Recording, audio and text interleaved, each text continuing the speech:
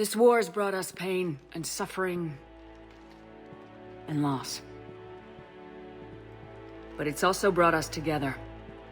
As soldiers, allies, friends.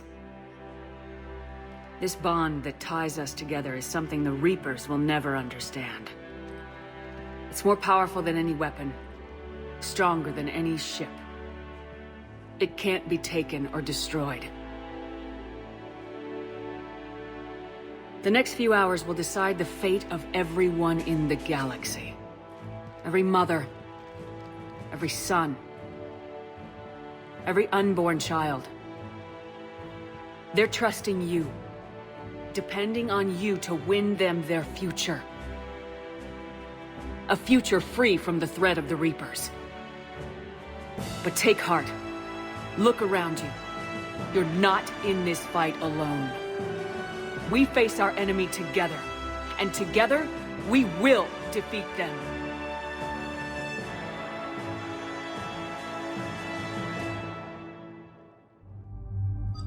Hello everyone, and welcome back to Mass Effect 3. In the last episode, we came to the ruins of Earth and we had our final chat with a lot of our squad mates. Here now, we prepare for the final push. You can choose your team once again from anyone, but I'm going to take the same classic of Liara and Garrus. They've worked so well.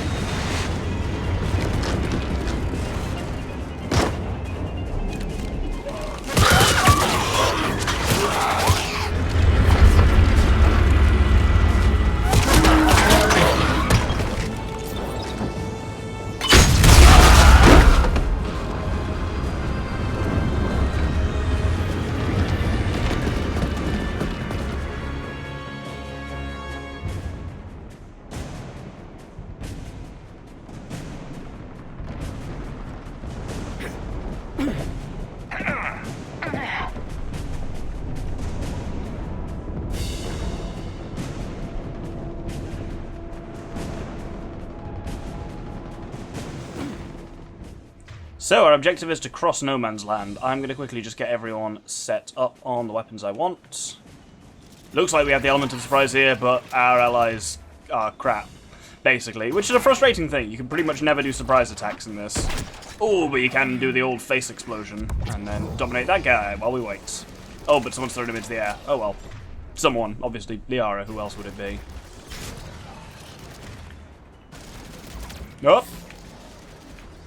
Right, I think I've got a moment here. Yep, let's again. Oh, that's... Oh, what?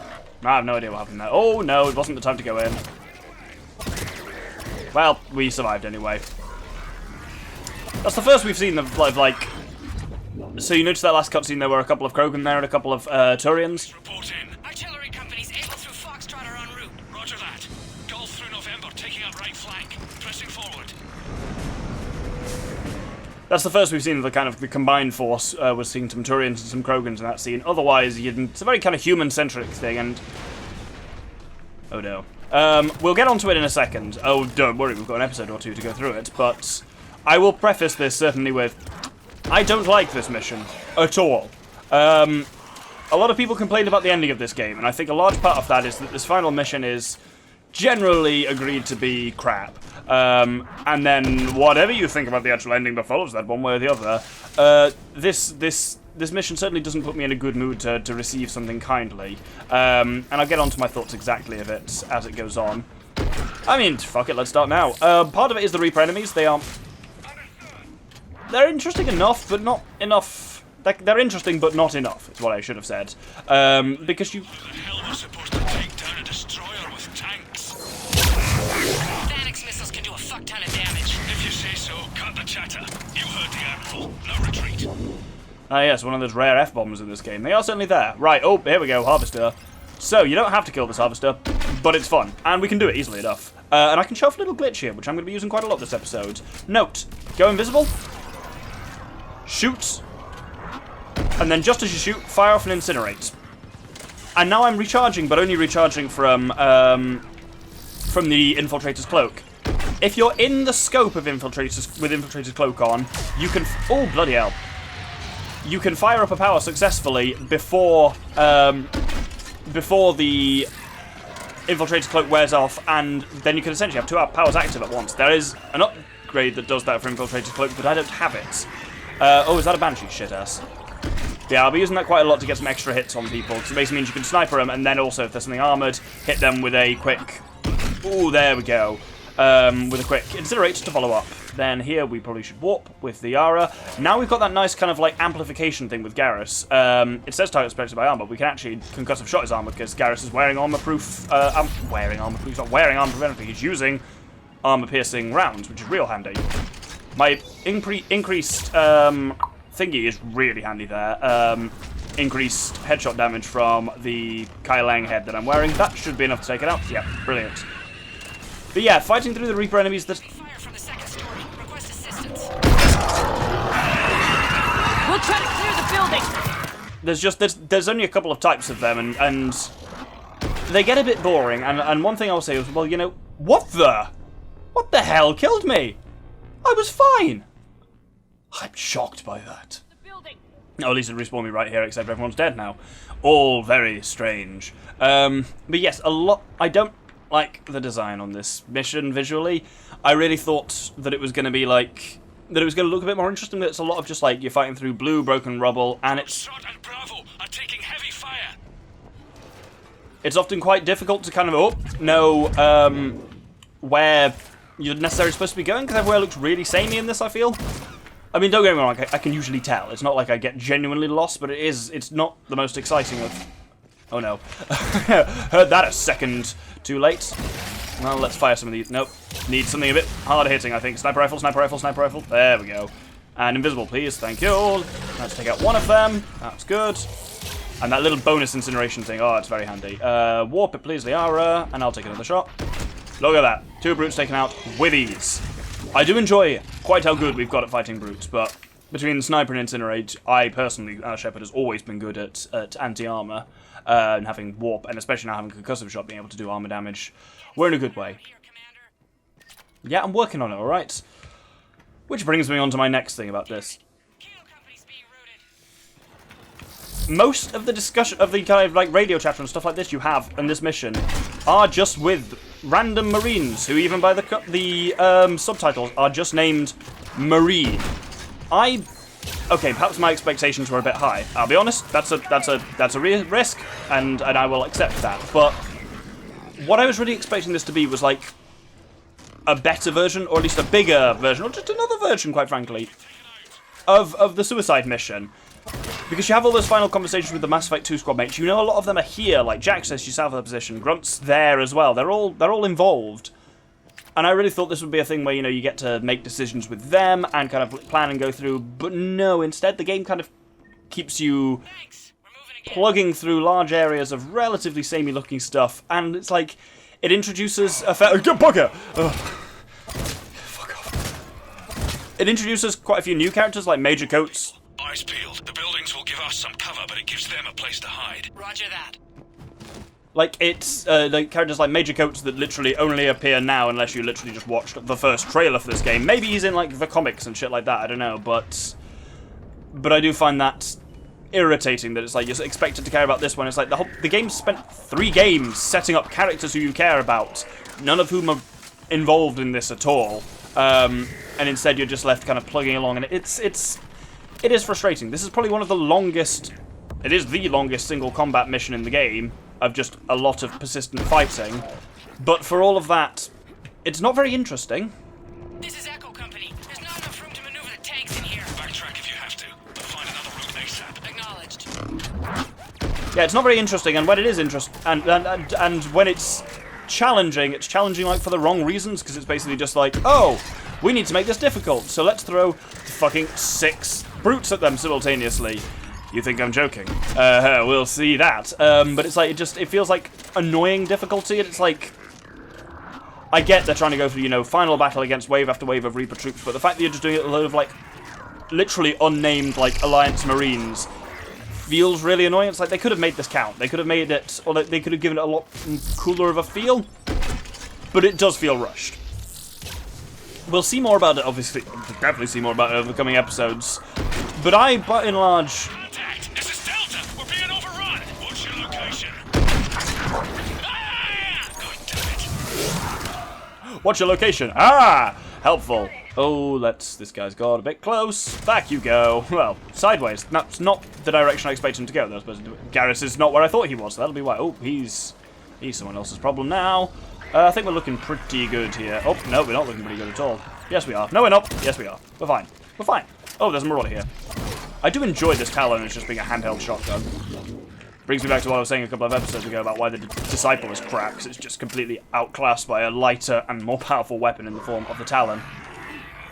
But yeah, all things considered, I'll talk a shit ton more about it over the coming episodes, but I quite like the endings of this game. I think, given the position they're in, I think they're fine. Especially with the extended cut, perhaps they're not amazing, but they're not terrible either. They're no better or worse than any other major series' ending, quite frankly. It's broken through. Christ, that destroyer is huge. The rest of Hammer is still rooted.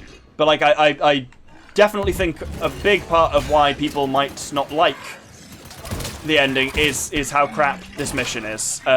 Because it's difficult, it's boring, and it's very samey, and it doesn't incorporate any choices or decisions you've made up to this point, really. This all just happens as it happens, rather than involving, you know, old squad mates or anything interesting like that. And that's the thing, it's like, I'm just talking about my thoughts and feelings on this mission, because the mission is not giving me a great deal to work with. Obviously, I can talk about combat stuff, and we'll do going through, especially as... Oh, did I get another twofer? Nice. Especially as we do more combat stuff, I'm not going to be able to avoid talking about it, quite frankly. Whoa, what was that? That guy blew up with more beans than he had any right to, I think. You notice we're doing pretty... What was shooting where? Who? What? Who shoots? That's Garrus. Who's he shooting at? Is there a bloke over here? There's no bloke here. Oh, there is a bloke here. Well, not anymore. Disruptor ammo is also really... That's a grenade. Which never went off. Alarming. Yeah, Disruptor ammo in particular is real nice on this little hand shotgun in the form of the Talon, for just being able to just blast and stun people in close range. Spotted us. We're prepping Phalanx missiles. Hold your fire. You won't do anything with this off. Roger that. But we may have no choice. Understood. Oh, that looks like... Oh, that wasn't quite... That was a cool combo. So there I used my kind of like...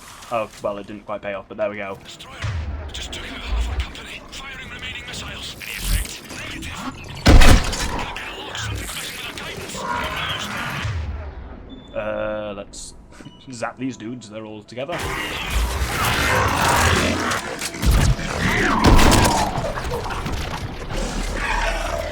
Wow, this is real messy here. Let's just throw a lot of things down. Yeah, what the weird combo there was that I tried to use the kind of like quick bonus power I can fire before Infiltrator's cloak wears off. Tried to use that... Oh, bloody hell, he blew up. Tried to use that on the Cannibal, but accidentally used Dominate instead. But basically, I managed to somehow kill... With my javelin shot, kill the bloke that was behind him without killing him himself. Dominated him, but then Garrus just killed him anyway. So it's just a weird series of events. Right, now if we proceed through here... That's a nonsense door, is what that is. Hammer companies report in. Bravo and Delta companies have sustained heavy casualties. No word from Able or Charlie. Severely depleted. Lost contact with Golf. All companies prep Phoenix missiles. Be ready, people. Yeah, it's like, it wouldn't have taken a huge leap of imagination for, like, instead of this being, like, Alpha, Bravo, and Golf companies, it being, like, you know, Grunt's company, Samara's company, and Zaid's company, or something like that, but I guess they just didn't want to bring in too many variables, depending on... Supposed to take that thing down. We wait for it to get close, and we hit it with everything we've got. Our guidance systems are buggered. Roger that. Our engineers are on it. It's got something to do with the beam. So, the beam's fucking with the guidance on Phalanx missiles, and we can't take out the destroyer. Remember that. Oh, no, that's a brute. Let's just stay behind this handy wall and bugger me. Well, he never stood much of a chance, did he? There he goes. He exploded, actually. I don't know why he exploded. Does concussive shot while he's on fire do that? Whoa, and that guy's off to space.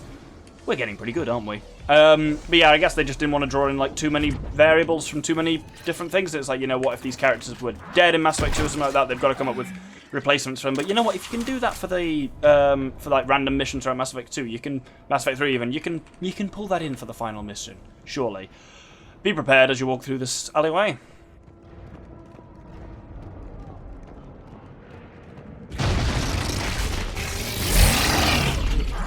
Yep, pair of brutes just spontaneously appear there.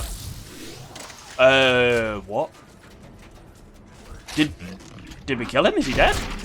Is he just frozen in place? Oh, this one's doing me in though. Right, let's warp him. No, not warp ammo. Warp. Warp. Good one. And oh, I just about survived that. Going for the tanks! Protect the tanks at all costs. Without those missiles, we've got no chance. I guess he was in the middle of some kind of custom animation when he died, and he's just frozen. Man, that's fucking spooky. With that, I think we'll hold the episode here. We have made a decent bit of... Oh, we've got a datapad here. Security memo. They're targeting shelters, evacuation shuttles, emergency services, power centers, people. It's not about destroying property so much as about destroying the population. We've got to modify standard evac plans. We can't rely on conventional procedures. We'll just get more people killed. Stay in small groups, get survivors out of the city, and spread people out as much as possible. Pass the word, people. It's a fair point. It's not very often you're against an enemy in war who's actually just trying to wipe you out person by person and knows they can just spend the time to do that. That's how the Reapers work. But yeah, we made some decent progress towards the beam. Next episode, we will be going for the final push towards the beam and the destroyer. And I hope you'll join me then. Thank you very much, and good day.